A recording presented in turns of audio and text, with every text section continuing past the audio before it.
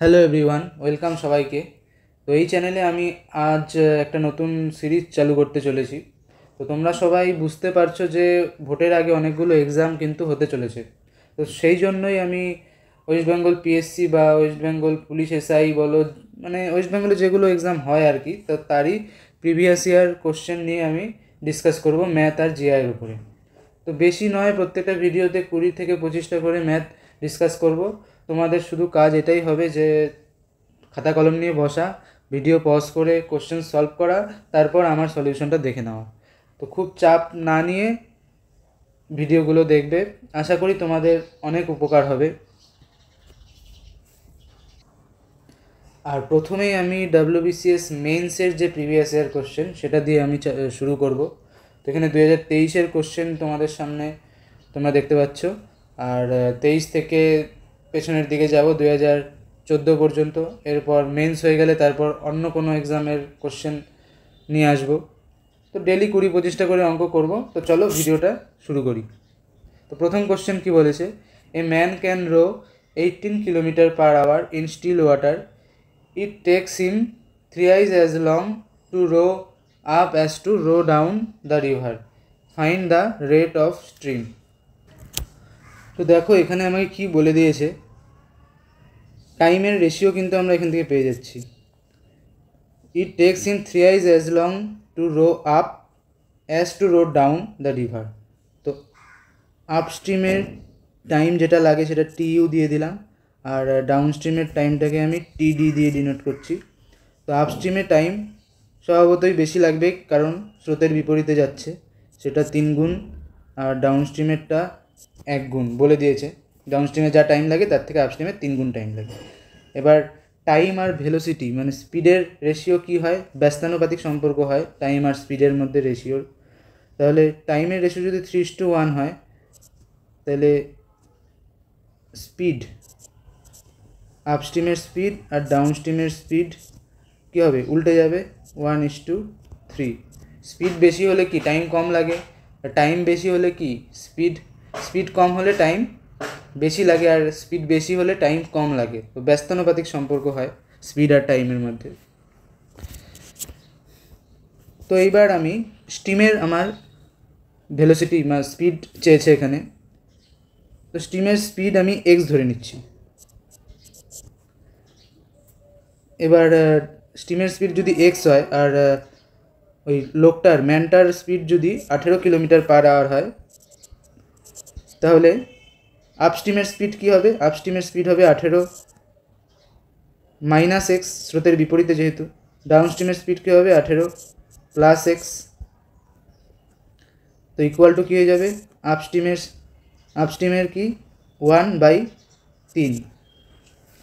এটা হয়ে গেল। এবার এটা সলভ করলে আমি এক্সের ভ্যালু পেয়ে যাব। এবার তোমরা সিম্পলি অপশন টেস্ট করেও করতে পারো। 6 যদি বসাই, এখানে কত হচ্ছে, 12/24। 12/24 করলে 1:2 আসছে, হচ্ছে না 1:3। 9 যদি বসাই তাহলে কত হচ্ছে, এক্সের মান 9 বসালে উপরে 9 হচ্ছে, নিচে 27 হচ্ছে, 1/3 হয়ে যাচ্ছে। তাহলে অ্যান্সার কিন্তু 9 কিলোমিটার পার আওয়ার হয়ে যাবে। বা তোমরা এটাকে সলভও করতে পারো কোনাকুনি গুণ করে, বা যোগ ভাগ প্রক্রিয়ায় লব প্লাস হর লব মাইনাস হর করেও করতে পারো। দেখো এখানে লব প্লাস হর যদি করি কত হচ্ছে, উপরে প্লাস করে দিলে এক্স এক্স কেটে যাবে 36, নিচে যদি মাইনাস করি লব মাইনাস হর করলে কত হচ্ছে, 18 minus x minus 18 minus x করলে -2x হয়ে যাচ্ছে। সেরকমভাবে এখানে 1+3 করলে কত হচ্ছে, 4 হচ্ছে, 1 -3 করলে কত হচ্ছে, -2 হচ্ছে। তো -2 কাটা যাচ্ছে, এক্সের ভ্যালু কত, 9 চলে আসছে। আর নেক্সট অঙ্কে চলে যাই। নেক্সট কী বলেছে, 4250 is divided among 3 men, 5 women and 6 boys such that the share of a man, a woman and a boy are in the ratio 3:9:8:4. What is the share of a man? ওম্যানের share আমাকে বের করতে বলেছে।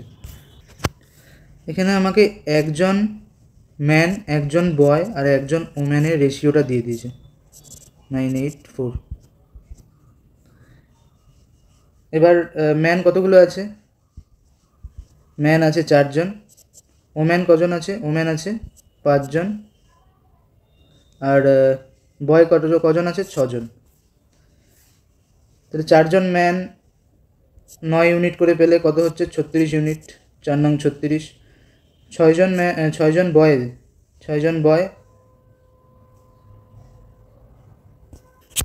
Sorry এখানে একটু ভুল হয়ে গেল, রেশিওটা ম্যান ওম্যান বয়ের আছে, আমি ম্যান বয় আর ওম্যানের করেছি। তাহলে এখানে কী হয়ে যাবে, ম্যান ওম্যান আর হচ্ছে বয়েজ। ম্যান পেয়েছে 9 ইউনিট, একজন ওম্যান পেয়েছে 8 ইউনিট, আর একজন বয় পেয়েছে 4 ইউনিট। টোটাল ম্যানের সংখ্যা 4, টোটাল ওম্যানের সংখ্যা 5, আর টোটাল বয়ের সংখ্যা 6। তো এটা ক্যালকুলেট করলে কি হচ্ছে, 4 জন ম্যান কত পাচ্ছে 4 নং 36 ইউনিট, 5 জন ওম্যান কত পাচ্ছে 5 8 40 ইউনিট, 6 জন বয় কত পাচ্ছে 4 6 24 ইউনিট। তো আমাকে কার শেয়ার বের করতে বলেছে, ওম্যানের শেয়ার বের করতে বলেছে। তো কোন ভ্যালুটা, আমাকে 8 ইউনিটের ভ্যালু বের করতে বলেছে। তো এটা যদি প্লাস করে দিই কত হচ্ছে, 10 0 হাতে 1, 8 9 10, 100 হয়ে যাচ্ছে। তো 100 এর ভ্যালু আমার দেওয়া আছে কোশ্চেন অনুসারে কত, 100 এর ভ্যালু দেওয়া আছে 4 2 5 0, আমার লাগবে কত 8 এর ভ্যালু, 8 এর মান বের করতে হবে। তো 8 এর মান কীভাবে বের করবো, 1 এর ভ্যালু কত হবে 4 2 5 0 বাই 100 ইন্টু 8। এটা যদি 4 দিয়ে দিই, 4 দুগুণে 8, এখানে 4 25 100, এবার 25 দিয়ে যদি দেই ওপরে, 25 অক্ষে 25, কত পরে থাকলো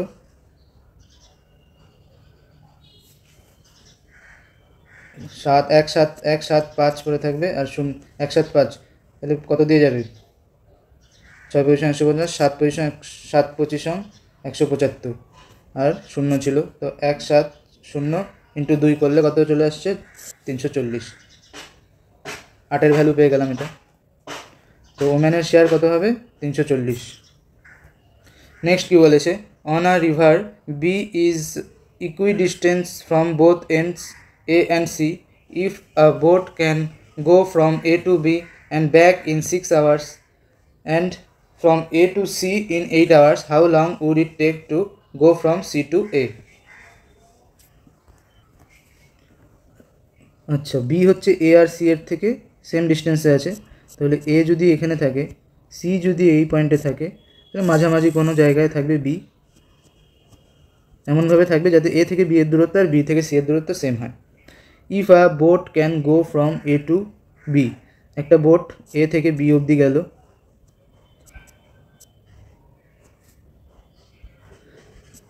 একটা বোট কী হলো এ থেকে বি অবধি গেল, এবার কি বলেছে, ব্যাক ইন 6 hour, আবার বি থেকে এতে চলে এলো, ক ঘন্টা লাগলো 6 hour সময় লাগলো টোটাল। And from A to C, এবার আবার কি হলো এ থেকে সি অবধি গেল, কতক্ষণ সময় লাগলো 8 ঘন্টা সময় লাগলো। তো এবার কী বলেছে, how long would it take to go from C to A, C থেকে যদি শুরু করে তাহলে এ পর্যন্ত যেতে বোটটার কত সময় লাগবে, এটা আমাকে বের করতে বলেছে। এবার দেখো, একটা বোট নদীতে যদি একটা পয়েন্ট থেকে আরেকটা পয়েন্ট অবধি যায়, তার মানে আবার ব্যাক করে, তার মানে কি হচ্ছে, একবার সে আপস্ট্রিমে যাচ্ছে আরেকবার ডাউনস্ট্রিমে যাচ্ছে। প্রথমে আপস্ট্রিমে যাচ্ছে না পরে আপস্ট্রিমে যাচ্ছে সেটা জানি না, কিন্তু একবার কিন্তু আপস্ট্রিমে যাচ্ছে, একবার ডাউনস্ট্রিমে যাচ্ছে, মানে একবার স্রোতের অভিমুখে যাবে, একবার স্রোতের বিপরীতমুখীতে বোট যাবে। তো সেই জন্য এখানে তোমরা ভাবতে পারো যে এ থেকে বি অবধি গেল, আবার বি থেকে এ অবধি গেল, তাদের 6 ঘন্টা লাগলো, আবার এ থেকে সি অবধি গেল 8 ঘন্টা কেন লাগলো, কারণ এ থেকে বি দুবার যাওয়া আর এ থেকে সি একবার যাওয়া, তার মানে সেম ডিস্টেন্স ও অতিক্রম করছে। কারণ এ থেকে বি এর দূরত্ব যদি এক্স হয়, তাহলে বি থেকে সি এর দূরত্ব এক্স হবে। এ থেকে বি দুবার যাওয়া মানে কি 2x যাওয়া, আর এ থেকে সি গোটা পথটা অতিক্রম করা মানে কি 2x যাওয়া। তো ডিস্টেন্স তো সেম, কিন্তু টাইম কিন্তু অন্যরকম লাগছে। কারণটা কি, কারণ ও একবার গেল এ থেকে বি, আবার ব্যাক করলো বি থেকে এ, একবার স্রোতের অভিমুখে গেল, একবার স্রোতের বিপরীতমুখীতে গেল। তো সেই জন্য টাইম এখানে 6 ঘন্টা লেগেছে, আবার এ থেকে সিতে যেতে টাইম এখানে 8 ঘন্টা লেগেছে। এটা জাস্ট আমি তোমাদের কনসেপ্টটা বোঝানোর জন্য বললাম। তো এটা এবার আমি কিভাবে করব, দেখো এ থেকে বিতে গেল আর ফিরে আসলো, মানে ও এক্স পথ একবার ডাউন স্ট্রিমে গেল, প্লাস একবার আপ স্ট্রিমে গেল। তো এতে তার টাইম কতটা লাগলো, টাইম লাগলো কতটা, 6 আওয়ার। এবার আমাকে বলেছে যে এ থেকে সিতে যেতে ওর 8 ঘন্টা লাগে, আবার ব্যাক করতে কত লাগে সেটা আমাকে বের করতে বলেছে। এবার এখানে অর্ধেক পথ যাওয়া আসা করতে ওর 6 ঘন্টা লাগলো, এক্স পথ অতিক্রম করেছে বলেছে। এবার 2x পথ, ডবল পথ যদি ও যাওয়া আসা করে, ডাউন স্ট্রিমে যায় প্লাস আপ স্ট্রিমে যায়, দ্বিগুণ পথ, তাহলে ওর কত সময় লাগবে। এখানে ডাউন স্ট্রিম আপ স্ট্রিম শুধু এক্স পথ অতিক্রম করেছে, এখানে 2x পথ আমি যাব, তাহলে কত সময় লাগবে, 12 ঘন্টা লাগবে। বোঝাতে পারলাম? এখানে এ থেকে বি পয়েন্টে গিয়ে আবার ব্যাক করেছে, টোটাল সময় লেগেছে 6 ঘন্টা। এবার টোটাল 2x পথ এ থেকে সি অবধি যাবে, আবার ব্যাক করবে, কত লাগবে, 12 ঘন্টা, ডবল পথ যেতে। তো আমাকে বলে দিয়েছে যেতে লেগেছে 8 ঘন্টা, যেতে লেগেছে কত, এ থেকে সিতে যেতে লেগেছে 8 ঘন্টা, তাহলে ব্যাক করতে কত সময় লাগবে, 12 থেকে 8 মাইনাস করে দিলেই পেয়ে যাবো আমি 4 ঘন্টা। অ্যান্সার বি হয়ে যাবে। আশা করি বোঝাতে পারলাম কীভাবে করছি অঙ্কটা। বোর্ডের অঙ্কের কনসেপ্ট যদি ক্লিয়ার থাকে তো এই অঙ্কে কিন্তু কিছুই নেই, খুব সহজেই আমরা করতে পারবো। তো আরেকবার বলে দিচ্ছি, এখানে এ থেকে বি মানে এক্স পথ অতিক্রম করছে 6 ঘন্টায়, যেতে আসতে টোটাল যেতে আসতে সময় লাগছে 6 ঘন্টা। তাহলে এ থেকে সি টোটাল 2x পথ, তো 2x পথ যেতে আসতে সময় লাগবে তার ডবল সংখ্যা, ডবল টাইম লাগবে। তো এক্স পথ যেতে আসতে 6 ঘন্টা সময় লাগে, 2x পথ যেতে আসতে কত লাগবে, 12 ঘন্টা সময় লাগবে। তো সেটাই লিখলাম এখানে, 2x পথ যেতে আসতে 12 ঘন্টা সময় লাগলো। এইবার আমাকে বলে দিয়েছে 2x পথ যেতে সময় লেগেছে 8 ঘন্টা, তো টোটাল যদি 12 ঘন্টা লাগে, আসতে সময় লাগলো কত, 4 ঘন্টা। এবার ওই আগে যে গল্পটা বললাম সেখান থেকে এই জায়গাটা তোমাদের ক্লিয়ার হয়ে যাবে, কারণ যেতে 8 ঘন্টা লেগেছে, আসতে কেন 4 ঘন্টা লাগলো, কারণ যাওয়ার সময় হয়তো স্রোতের বিপরীতমুখীতে বোট চালিয়েছে, ওর জন্য সময় বেশি লেগেছে, আসার সময় হয়তো স্রোতের অভিমুখে বোট চালিয়েছে, ওর জন্য সময় কম লেগেছে, 4 ঘন্টা লেগেছে। আশা করি বোঝাতে পারলাম। নেক্সট অঙ্ক কী বলেছে, a train travelling with uniform speed crosses 2 bridge of length 3 meter 300 meter and 240 meter in 21 and 18 seconds respectively. The speed of the train is, আচ্ছা ইউনিফর্ম স্পিডে যাচ্ছে মানে সমবেগে ট্রেনটা যাচ্ছে। এবার কোনো একটা ট্রেন একটা পার্টিকুলার লেন্থ অতিক্রম করছে মানে কি, মানে ওই লেন্থটা তো অতিক্রম করছেই, প্লাস ট্রেনের যে দৈর্ঘ্য সেটাও সে অতিক্রম করছে। তো এখানে আমি ট্রেনের দৈর্ঘ্য তো জানি না, ট্রেনের দৈর্ঘ্য আমি এখানে ধরে নিলাম, টি ধরে নিলাম ট্রেনের দৈর্ঘ্য। তাহলে টি প্লাস 300 মিটারও অতিক্রম করছে কত সেকেন্ডে, 21 সেকেন্ড সময় লাগছে। তারপরে টি প্লাস 240 মিটার অতিক্রম করছে কত সেকেন্ডে, 18 সেকেন্ডে। এবার দেখো দুটোতেই কিন্তু টি আছে। এবার যদি আমি এই ডিস্টেন্সটার সাথে, এটা কিন্তু ডিস্টেন্স, এই ডিস্টেন্সটা মাইনাস করে দিই, তাহলে কত হচ্ছে 60 মিটার, টি কাটা চলে যাবে। তো 60 মিটার অতিক্রম করতে কত সময় লাগবে, টাইমটা মাইনাস করে দেবো, 21 থেকে 18 গেলে 3 সেকেন্ড সময় লাগবে। তাহলে এখান থেকে আমি কি বুঝতে পারছি, 3 সেকেন্ডে ও যাচ্ছে 60 মিটার, তাহলে আমাকে কি কিলোমিটার পার আওয়ারে বের করতে বলেছে। তো 1 সেকেন্ডে কত মিটার যাচ্ছে, 3 দিয়ে ভাগ করলে 20 মিটার পার সেকেন্ড হয়ে যাচ্ছে। মিটার পার সেকেন্ড থেকে আমাকে এবার কিলোমিটার পার আওয়ারে যেতে হবে। কিলোমিটার পার আওয়ারে যেতে গেলে কত দিয়ে গুণ করতে হয়, 18/5 দিয়ে গুণ করতে হয়। তো তোমরা যদি সেটা না জানো কীভাবে করবে, মিটার থেকে কিলোমিটারে যাব, 1000 দিয়ে ভাগ করব, আর সেকেন্ড, মিটার তো উপরে আছে, সেকেন্ড নিচে আছে, তো সেকেন্ড থেকে আমি আওয়ারে যাব, তাহলে সেকেন্ডকে আওয়ারে যেতে কত দিয়ে ভাগ করতে হবে, 3600 দিয়ে ভাগ করতে হবে। তো নিচে 3600 না লিখে একবারে উপরে লিখে দিলাম 3600। তো কাটাকাটি করলে কত হবে, দুটো শূন্য কাটা গেল, এখানে 10 দিয়ে কাটলে 2, তো 36×2 = 72 km/h হয়ে যাবে অ্যান্সার। নেক্সট কি বলেছে, ইন অ্যান এক্সামিনেশান। দেখো এখানে কিন্তু ট্রেনের দৈর্ঘ্য বের করার কোনো দরকারই পড়লো না, খুব সহজে কিন্তু অঙ্কটা হয়ে গেল। এইরকমভাবে দেখতে হবে যে আমি কিভাবে অ্যাপ্রোচ করছি। ফার্স্টে তোমরা নিজেরা চেষ্টা করে নেবে, তারপর আমার অ্যাপ্রোচটা দেখবে। তো তোমার সাথে আমার অ্যাপ্রোচটা যদি বেশি ভালো হয় তো তাহলে আমার অ্যাপ্রোচে করবে, আর তোমারটা যদি বেশি ভালো হয় তো তোমার মতো করে তুমি করবে। তো নেক্সট চলে যাই, in an examination 60% of the candidates passed in English, 70% in maths, 40% in both subjects. How many students failed in both subjects? The percentage একটা অঙ্ক দিয়ে দিয়েছে।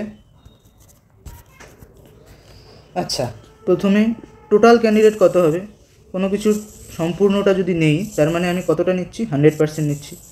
তো এটা ধরলাম টোটাল ক্যান্ডিডেট। তো টোটাল ক্যান্ডিডেট কত আছে আমার, 100%। এবার কি বলেছে, 60% candidate passed in English. Venn diagram আঁকবো। এটা ধরলাম ইংলিশের জন্য 60% পাস করেছে। এবার 70% in math, 40% in both the subject. এবার যেহেতু ওভারল্যাপিং আছে 40%, তার জন্য ওভারল্যাপ করে আমি ম্যাথেরটা আঁকবো। ম্যাথের জন্য কত বলেছে, ম্যাথের জন্য বলেছে 70%। আর বোথ ইংলিশ, বোথ কোনটা, এই পার্টটা বোথ, ইংলিশ প্লাস ম্যাথে পাস করেছে কত, 40%। তাহলে দেখো 40% বোথে চলে গেল, তাহলে শুধু ইংলিশে বাকি থাকলো আর কত, 60 - 40 20%। আর বোথে চলে গেল 40%, তাহলে শুধু অনলি ম্যাথে কত পাস করলো, 70 - 40, এখানে বসে যাবে 30। দেখো ম্যাথে টোটাল 70% আর ইংলিশে টোটাল 60% হয়ে গেল। এবার তাহলে টোটাল পাসের হার কত হচ্ছে, 20 + 40 + 30 কত হচ্ছে, 90। টোটাল 90% পাস করেছে কোনো না কোনো সাবজেক্টে, শুধু ইংলিশে, নয়তো শুধু ম্যাথে, নয়তো বোথ সাবজেক্টে। এবার কি বলেছে, how many students failed in both the subject. বাকি যে পড়ে থাকলো, এখানে তো 90% চলে গেল এই সার্কেলের ভিতরে, বাকি পড়ে থাকলো 10% বাইরে। তো 10%টা কী হবে, বোথ সাবজেক্টে ফেল করেছে। এবার নেক্সট অঙ্কে চলে যাই। In an election, 75% of the voters cast their votes, out of which 2% are rejected. If the successful candidate secure 9261 votes, which is 75% of the total votes, determine the total number of voters in that center. এই অঙ্কটা কীভাবে আমি approach করব, দেখো এখানে বলেছে winning candidate পেয়েছে কত, 9261 ভোট, যেটা কি 75% অফ দ্য টোটাল ভোট। আর আমাকে বের করতে বলেছে total number of voter. Total number of voter আর টোটাল ভোটের মধ্যে কিন্তু তফাৎ আছে, এই জিনিসটা বুঝতে হবে। ভোটার মানে একটা বুথে কতজন ভোটার আছে, মানে ওই বুথে কতজন ভোট দিতে যাবে ম্যাক্সিমাম সংখ্যা। আর টোটাল ভোট মানে যে কটা ভোট ওই বুথে পড়লো। সব ভোটার কিন্তু ভোট দিতে যায় না, অনেকে বাদ যায়। তো টোটাল ভোট মানে যে কজন ভোট দিতে গেল সেটা হচ্ছে টোটাল ভোট। তো যে কজন গিয়েছে তার 75% উইনিং ক্যান্ডিডেট পেয়েছে। তো 75% অফ দ্য টোটাল ভোটের ভ্যালু দেওয়া আছে 9261। তাহলে 100% অফ দ্য টোটাল ভোট বের করলে আমি বুঝে যাব যে টোটাল ভোট সংখ্যা কত। 9261/75 × 100 করলে আমি টোটাল ভোট কতগুলো পড়েছে সেটা আমি পেয়ে যাব। তো টোটাল ভোটের সংখ্যা আমার বেরিয়ে গেল। এবার কি বলেছে, এবার দেখো in an election 75% of the voters caste there vote. এখানে বলেছে 75% অফ দ্য ভোটার কাস্ট করেছে, যেটা বললাম 75% ভোট দিতে গেছে। টোটাল ভোটার যদি 100 হয় তার মধ্যে 75 জন ভোট দিতে গেছে। তার মধ্যে থেকে আবার 2 জন রিজেক্টও হয়েছে, 2 জন না 2% রিজেক্ট হয়েছে। তো যতজন ভোট দিতে যায়নি আর টোটাল রিজেক্ট ভোট, এই দুটো জিনিস বাদ দিয়ে আমার কি হয়, টোটাল ভোটের সংখ্যা। তো এটা পেলাম কি, টোটাল ভোটের সংখ্যা। এবার 2% রিজেক্ট হয়েছে, বাকি তাহলে 98% কি আমার ঠিকঠাক হয়েছে। তো এই যে টোটাল ভোটের, তাহলে এটা কিসের ভ্যালু? 98%-এর ভ্যালু। তা আমি যদি 100 দিয়ে গুণ করি তাহলে আমি কিসের ভ্যালু পেয়ে যাব? যারা যারা ভোট দিয়েছে, মানে 75%-এর ভ্যালু আমি পেয়ে যাব। বোঝাতে পারলাম কি? মানে আমি পেছনের দিক থেকে অ্যাপ্রোচ করছি। কীভাবে করলাম? সাকসেসফুল ক্যান্ডিডেট পেয়েছে 9261 ভোট, সেটা কিসের? 75%-এর ভ্যালু, 75% অফ টোটাল ভোটের ভ্যালু। তো আমি 100 দিয়ে গুণ করলে পেয়ে যাব টোটাল ভোটের সংখ্যা। এবার এখানে কি বলেছে? 2% রিজেক্ট হয়েছিল, তাহলে টোটাল যে ভোটার তার 75% গিয়েছিল ভোট দিতে, তার মধ্যে থেকে 2% আবার রিজেক্ট হয়েছিল, তাহলে এটা 98-এর ভ্যালু। আমার লাগবে 100%-এর ভ্যালু। তাহলে এটা আমি কোথায় চলে গেলাম? এই যে 75% অফ দ্য টোটাল ভোটারে চলে গেলাম। এবার কি বলেছে? এইটা কার ভ্যালু তাহলে? 75% অফ দ্য ভোটার, 75%-এর ভ্যালু। আমার লাগবে কি? 100%-এর value. Total number of voters লাগবে আমার লাগবে 100%-এর ভ্যালু। তো এই জিনিসটা সলভ করলেই আমি অ্যান্সার পেয়ে যাব। সলভ করে নিই। এখানে দেখো 25 দিয়ে 3 25 75, অন্য কালি ইউজ করি। 3 25 75, 4 25 100, 4 দিয়ে কাটলে 4 দুগুণে 8, 4 দিয়ে যাবে না, 2 দিয়ে কাটতে হবে, 49। এবার 75, 3 25 75, এটা 4 25 100। এবার একে যদি আমি কত দিয়ে কাটবো? 7 দিয়ে কাটি, তো 7 অক্ষে 7, 3 7 21, 7 দুগুণে 14, 3 7 21। তো এখানে আরেকটা 7 আছে, তো আবার 7 দিয়ে কাটলে 7 অক্ষে 7, 7 8 56, 7 9 63। তো এখানে একটা 3 পড়ে আছে, এখানে একটা 3 পড়ে আছে। 3 তিরিখে 9 দিয়ে কাটলে 9 দুগুণে 18, 9 অক্ষে 9 21 হয়ে গেল। তাহলে কত হলো? এখানে একটা 4 পড়ে আছে, এখানে একটা 2 পড়ে আছে। 4 দুগুণে 8, 8 অক্ষে 8, 8 দুগুণে 16, 1 6 8, আর একটা 100 পড়ে আছে, 0 0। অ্যান্সার হয়ে গেল সি। তো খুব কিন্তু সুন্দর একটা অঙ্ক ছিল, আশা করি তোমাদের বোঝাতে পেরেছি। একটু হয়তো তোমাদের কঠিন লাগতে পারে, কিন্তু কঠিন কিন্তু নয়। প্র্যাকটিস করলে এবং পার্সেন্টেজের বেসিক যদি তোমাদের ক্লিয়ার থাকে তাহলে কিন্তু এটা খুবই সহজ অঙ্ক। নেক্সট অঙ্ক কী বলেছে? The diagonal of a square is 4√2 centimetre. The diagonal of another square whose area is double that of the first square. তো একটা স্কোয়ারের ডায়াগোনাল আমাকে দিয়ে দিয়েছে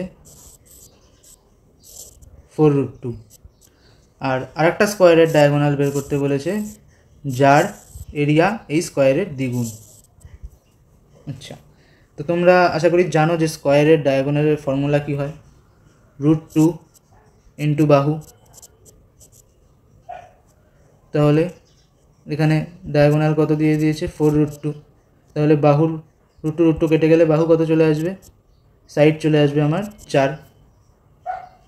তাহলে এরিয়া কত চলে আসবে? এরিয়ার ফর্মুলা কি? বাহুর স্কোয়ার। তো 4 4 16 চলে আসবে এরিয়া। তাহলে এটার যদি এরিয়া 16 হয় তাহলে এটার এরিয়া কত হবে? এটার এরিয়া হয়ে যাবে 16 দুগুণে 32, দ্বিগুণ বলে দিয়েছে। এবার এরিয়া যদি 32 হয় তাহলে বাহু কত চলে আসবে? বাহুর স্কোয়ার, বাহু এ ধরলে এ স্কোয়ার আমার 32, তাহলে এ সমান সমান কত হবে? প্লাস মাইনাস রুট ওভার করলে কত হবে? 32-এর রুট করলে, 32কে যদি আমি ভাঙি এখানে 16 দুগুণে 32, তাহলে 4 4 16 রুট ওভার 4√2 প্লাস মাইনাস 4√2 হবে। যেহেতু এটা বর্গক্ষেত্রের সাইড মাইনাসে হতে পারে না, তাহলে কি নিয়ে নিব? 4√2 নিয়ে নিব আমি বাহু। তাহলে ডায়াগোনাল কত হবে? √2 ইন্টু এ, √2 ইন্টু 4√2, মানে √2 গুণ করলে 2 হয়ে গেল, 4 ইন্টু 2 8 হয়ে যাবে অ্যান্সার, অপশন এ। নেক্সট কি বলেছে? The sum of two number is 2490 if 6.5% of one number is equal to 8.5% of other, the greater number is. এটাও পার্সেন্টেজের অঙ্ক। পার্সেন্টেজের কিন্তু ওয়েটেজ অনেকটাই আছে, যা দেখতে পাচ্ছি। প্রথম 8টা অঙ্ক করলাম, তার মধ্যে থেকে অনেকগুলোই কিন্তু পার্সেন্টেজের অঙ্ক পেয়েছি। The sum of two numbers দেওয়া আছে, ধরে নিলাম এ বি, ধরে নিই দুটো নাম্বার যার সাম দেওয়া আছে 2 4 9 0। 6.5% of one number is equal to 8.5% of other number. আর একটা ইকুয়েশনে কি বলেছে, 6.5% of a is equal to percent of a is equal to 8.5% of b.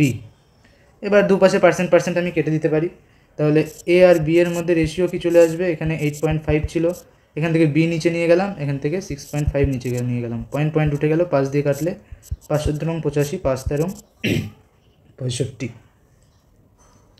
তাহলে এখানে এ এর ভ্যালু 17 ইউনিট, বি এর ভ্যালু 13 ইউনিট, রেশিও যেহেতু পেয়েছি। তো 17 + 13 কত হয়, 17 + 13 30 হয়। তো 30-এর ভ্যালু কোশ্চেন অনুসারে দেওয়া আছে কত, 2490।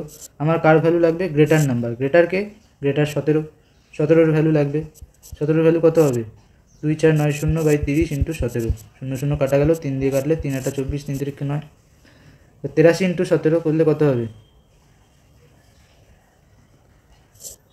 3 7 21, তো থাকলো 2,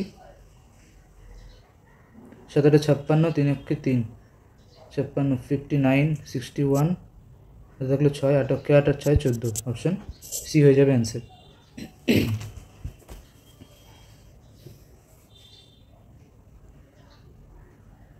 নেক্সট কি বলেছে, in how many years will a some of money double itself at 6.1/4% simple interest পার অ্যানাম।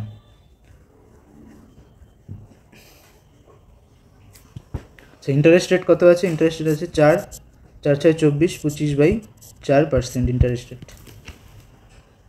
তাহলে তার মানে সিম্পল ইন্টারেস্ট রেট পার অ্যানাম বলে দিয়েছে, মানে তুমি 100 টাকা যদি জমা করো, সেটা 1 বছর পরে, 1 ইয়ার পরে ইন্টারেস্ট দিবে কত, ইন্টারেস্ট দিবে 25/4। আর সাম কত হয়ে যাবে, সাম হয়ে যাবে 100 + 25/4। এবার কি বলেছে আমাকে, in how many years will some of money double itself, মানে সাম অফ মানি ডাবল হবে, মানে 200 হবে। 200 হতে গেলে আমার ইন্টারেস্ট কত লাগবে, ইন্টারেস্ট আমার 100 লাগবে, ইন্টারেস্ট 100 হলেই তো সাম কত হবে, 200 হবে। 100 টাকা জমা দিয়ে আমি 200 টাকা পাচ্ছি, তো সেটা হতে কত সময় লাগবে, 1 বছরে আমার ইন্টারেস্ট যদি 25/4 হয়, 25/4 ইন্টারেস্ট কত, 1 ইয়ারে পাচ্ছি, তাহলে এক ইন্টারেস্ট কত পাবো, 1/25/4, উল্টে গেলে 4/25, এক ইন্টারেস্ট পাচ্ছি। তো 100 ইন্টারেস্ট পাবো কখন, 4/25 × 100, কাটাকাটি করলে 4 × 100, 16 বছর হয়ে যাবে আমার অ্যান্সার, অপশান এ। বোঝাতে পারলাম কি না, 100 টাকায় 1 বছরে আমি 25/4 ইন্টারেস্ট পাচ্ছি। তো আমার ডবল ইন্টারেস্ট লাগবে, মানে টোটাল ডবল ইন্টারেস্ট লাগবে না, সরি, সামটা ডবল করতে হবে। তো ইন্টারেস্ট আমার কত লাগবে, আরও 100 টাকা। তো 25/4 আমি পাচ্ছি 1 বছরে, 1 পাবো কত বছরে, 4/25 বছরে, 100 পাবো কত বছরে, 4/25 × 100 বছরে, তো টোটাল হয়ে গেল 16 বছর। নেক্সট 10 নম্বর কি বলেছে, the sum of present ages of a father and his son is 36। Father আর সনের সাম দিয়ে দিয়েছে এজের 36 বছর। When the son reaches father's present age, the sum of their ages will be 80 years. What is the present age of the son? তো বাবার present age ধরে নিয়েছি এফ, আর সনের প্রেজেন্ট এজ ধরে নিয়েছি এস। এবার যখন সন বাবার বয়সে পৌঁছাবে, বাবার প্রেজেন্ট এজে পৌঁছাবে, তো সনের বয়স যখন এফ হবে, তখন বাবার বয়স কত হবে, বাবার বয়স কত হয়ে যাবে, এফ প্লাস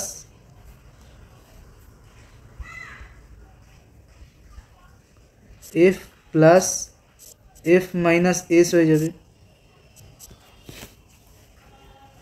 সনের বর্তমান বয়স এস, কয়েক বছর পর কত হলো, এফ হলো, কত বছর পর এফ হলো, এফ মাইনাস এস বছর পর। আমার বর্তমান বয়স 20 বছর, 10 বছর পর আমার বয়স হলো কত, 30 বছর। সেরকমই সনের বর্তমান বয়স এস বছর, এফ মাইনাস এস বছর পর কত হয়ে গেল, এফ বছর। তো এটা প্লাস এটা করলে কিন্তু আমি কত পাচ্ছি, এসের সঙ্গে এটা প্লাস করলে এফ পাচ্ছি। তো এফ এফের বয়স তখন কত হয়ে যাবে? এফের বয়স তখন হয়ে যাবে এটা F plus F minus S. এই যে টোটাল এটা করলে কত হচ্ছে? 80 বছর। তো এটা সলভ করলে কত হচ্ছে? এখান থেকে 2f আর এখানে f, 3f মাইনাস এস করলে কত হচ্ছে? 80। এবার আমি যদি এই দুটো যোগ করে দিই কত হচ্ছে? এস এস কাটা চলে যাচ্ছে, 4f এর বয়স হয়ে গেল 6, 8 আর 3 11। তাহলে f এর মান কত চলে আসলো? 4 অক্ষে 4, 4 9 36, 4 অক্ষে 4 না সরি 4 দুগুণে 8, 9 10 11, 4 9 36, 29। ফাদারের বয়স হয়ে গেল 29। ফাদারের বয়স যদি 29 হয় তাহলে সনের বয়স কত হবে? সনের প্রেজেন্টেজ হয়ে যাবে 7 বছর। তাহলে তো টোটাল 36 হবে, অ্যান্সার হয়ে যাবে বি। তো আজকের ক্লাসে প্রথম ক্লাস যেহেতু, তো প্রথম 10টা অঙ্কই রাখলাম। নেক্সট ক্লাসে আমরা আবার এর পরের থেকে কন্টিনিউ করব। প্রথম ক্লাসে একটু কম চাপ নেওয়াই ভালো। 10টা অঙ্কই রাখলাম। তো দেখা হচ্ছে আবার নেক্সট ভিডিওতে। তোমরা ভালো করে আশা করি পড়াশোনা করছো, সামনে অনেকগুলো এক্সাম আছে। তো চলো আজকের মতো এখানেই রাখি, ধন্যবাদ।